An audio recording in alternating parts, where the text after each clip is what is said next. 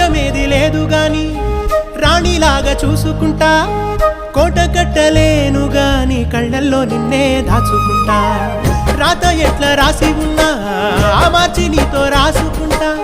స్వర్గమంటూ ఉన్నదంటే అది నీతోనే ప్రతిరోజు పంచుకుంటా నిన్ను గన్న మీ నాన్నకన్నా అల్లారు ముద్దుగా సాదుకుంటా నీకు కోపం వస్తే కొంత దూరం ఉంటా నువ్వు గీత గీస్తే నేను దాటనంట